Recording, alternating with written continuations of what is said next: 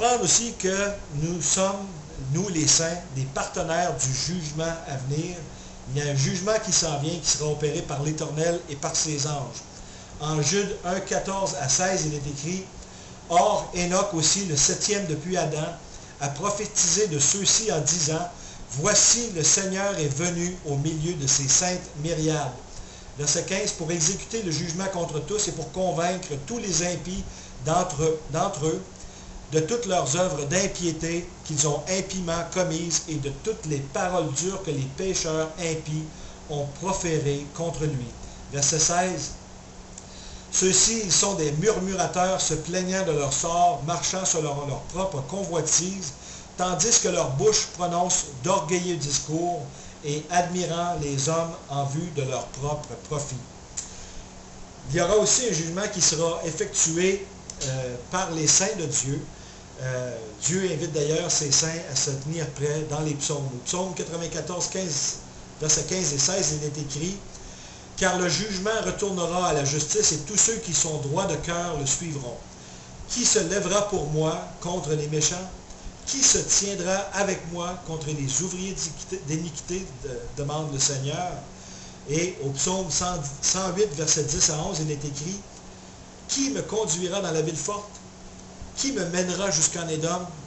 Ne sera-ce pas toi, ô Dieu, qui nous a rejetés et qui n'est pas sorti, ô Dieu, avec nos armées? » Psaume 137, versets 7 à 9, il est écrit, « Éternel, souviens-toi des fils d'Édom, qu'on avait parlé tout à l'heure au psaume 83, qui, dans la journée de Jérusalem, disaient, rasez, rasez jusqu'à ses fondements, fille de Babylone qui va être détruite, bienheureux qui te rendra la pareille de ce que tu nous as fait, bienheureux qui saisira tes petits-enfants et les écrasera contre le roc. » On peut se demander ici à quelle sorte de descendance les saints de Dieu auront affaire. Sera-t-il question de race hybride comme retrouvé en Genèse chapitre 6, versets 1 à 4, lorsqu'on parle des géants?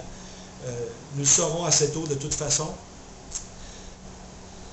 Au psaume 149, versets 5 à 9, il est écrit que les saints se réjouissent de la gloire, qu'ils exultent avec chant de triomphe sur leur lit. Les louanges de Dieu sont dans leur bouche et une épée à deux tranchants dans leurs mains pour exécuter la vengeance contre les nations, des châtiments au milieu des peuples, pour lier leurs rois de chaînes et leurs nobles de cèpes de fer, pour exécuter contre eux le jugement qui est écrit.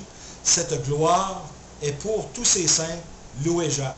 Nous avons aussi un jugement qui est confirmé dans le Nouveau Testament, en 1 Corinthiens chapitre 6, versets 1 à 3.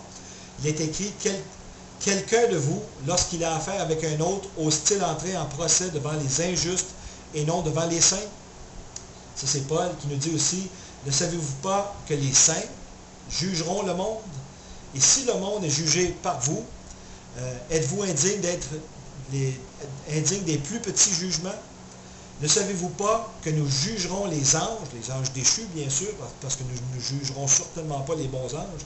Et ne savez-vous pas que nous jugerons les anges et nous ne jugerions pas les affaires de cette vie? » On va donc se retransporter dans l'Ancien Testament pour voir un peu comment les choses vont se passer à la fin des temps pour les dirigeants de ce monde. Au psaume 2, 7 à 9, psaume chapitre 2, versets 7 à 12, il est écrit, « Je raconterai le décret, l'Éternel m'a dit, tu es mon fils, aujourd'hui je t'ai engendré. Demande-moi et je te donnerai les nations pour héritage et pour ta possession les bouts de la terre. Tu les briseras avec un sceptre de fer comme un vase de potier. Tu les mettras en pièces. Et maintenant, le Seigneur donne une admonition aux dirigeants de la terre. Et maintenant, ô roi, soyez intelligents. Vous, juges de la terre, recevez instruction. Servez l'Éternel avec crainte et réjouissez-vous avec tremblement. Baisez le Fils de peur qu'il ne s'irrite et que vous ne périssiez dans le chemin quand sa colère s'embrasera, tant soit peu, bienheureux tous ceux qui se confient en lui. » Psaume 149, verset 46, « Et je parlerai de tes témoignages devant les rois, et je ne serai pas honteux », qui est une sorte de rappel du psaume 2. Psaume 119, 84, « Combien dureront les jours de ton serviteur? Quand exécuteras-tu le jugement contre ceux qui me persécutent? » Psaume 122, 5, « Car là sont placés les trônes de jugement, les trônes de la maison de David. » On parle au futur ici. Psaume 141,6, que leurs juges soient précipités des rochers, alors ils entendront mes paroles, car elles sont douces. En Ésaïe 13, 15 et 16, il est écrit, tous ceux qui seront trouvés seront transpercés, et quiconque se joindra à eux tombera par l'épée. Et si on se rappelle, au livre de la Révélation, la parole de Dieu, l'épée qui sort de la bouche du Seigneur, ce sera l'épée du jugement, et il y aura beaucoup de tués à ce moment-là.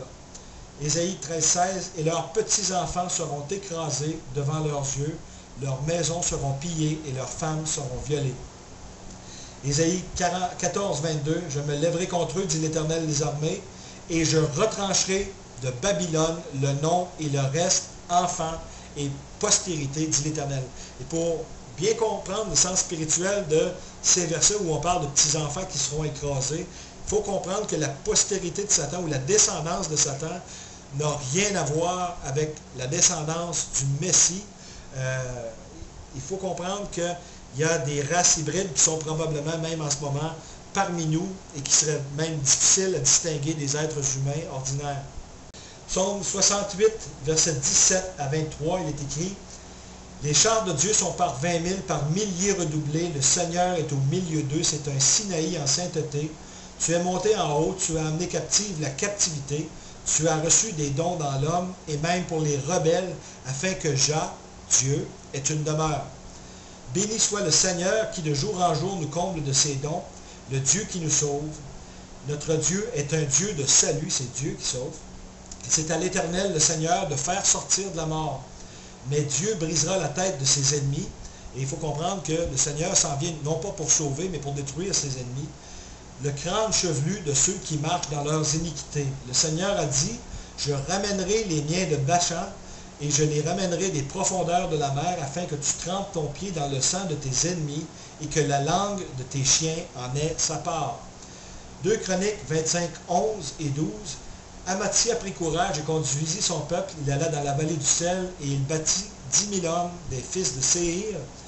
Verset 12. Et les fils de Juda en saisirent 10 000 vivants, qu'ils menèrent au sommet d'un rocher, d'où ils les précipitèrent, et tous furent écrasés.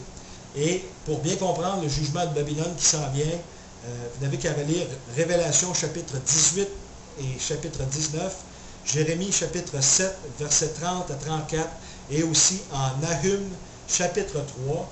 Le Seigneur nous a assuré la victoire, bien sûr. Il n'en tient qu'à nous à étudier promptement les Saintes Écritures et à mettre notre confiance en Dieu et en sa puissance, dans la certitude que nous procure sa parole véridique, bien sûr, et que son plan divin est parfait pour l'humanité. Alors, chers amis, nous sommes donc arrivés à la fin de cette étude. J'espère que vous avez apprécié et que le Seigneur vous a bien nourri dans sa parole. J'en suis certain. Merci d'avoir été des nôtres et que je vous encourage à persévérer, à mettre en pratique ce que le Seigneur nous commande de faire. Ces commandements ne sont pas pénibles. Nous ne pouvons pas, par nos propres forces, y arriver. Et à chaque jour, le Seigneur nous demande de marcher par son esprit. Et c'est l'admonition que je vous lance, c'est l'encouragement que je vous lance à persévérer dans cette marche en repentance derrière le Seigneur et à vous accrocher comme un enfant s'accroche à la jambe de son Père. Eh bien, accrochez-vous, vous aussi, à la jambe du Père Céleste et accrochez-vous à Jésus-Christ, votre Sauveur, qui a tout fait une fois pour toutes pour vous à la croix du Calvaire.